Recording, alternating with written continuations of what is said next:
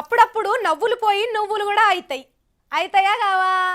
చెంప మీద కొట్టి ఏ జోక్ అంటే నడుస్తుందా? నడవదు కదా.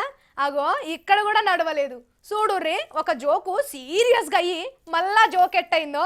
సినిమాలోళ్ళు అంటే సినిమాలోళ్ళే, వాళ్ళు నటనలో జీవిస్తారో లేకుంటే వాళ్ళ తీరే అంతో గాని ఇగో అప్పుడప్పుడు అందరికి షాకులు ఇచ్చే పనులు చేస్తారు. జంపు జిలాని అనే ఓ సినిమా ఆడియో ఫంక్షన్ ఈ నడమ జరిగింది. ఇక సినిమాలల్లో టీవీలల్లో జోకులు చేసే యాక్టర్ ధనరాజ్ ఉన్నాడు కదా, గా బక్క మనిషి ఈ ఫంక్షన్ కి యాంకర్ అన్నట్టు. ఈ ఫంక్షన్ కు చాలా మంది సినిమాలలో వచ్చిర్రు. ఇక ఈ సినిమా గురించి మాట్లాడమని ధనరాజు మోహన్ బాబు చిన్న కొడుకు మంచు మనోజం అని పిలిచిండు. ఇక ఆయనతో చెమటలు పోసుకుంటూ వచ్చిన మనోజం కొద్దిసేపు మంచిగానే మాట్లాడిండు గాని ఇక మాటలు అయిన తర్వాత ఏమైనా పుల్ల పెట్టిండో ఇంకేమైనా మాట అన్నాడో తెలియదు గాని ఇగో ధనరాజ్ మీదకి గిట్ల ఉరికిండు. క్యాజువల్ లుకింగ్ నేనే ఏంటి కామెడీ గేమ్ చేస్తున్నా అన్నావు? అలా కదన్న, ఊరికి అందరిని అడిగి ప్రెస్ ఉంది అది ఇది ఏమన్నా అనుకుంటున్నావా? కాదండి మాట్లాడు జోకే ఇప్పుడు.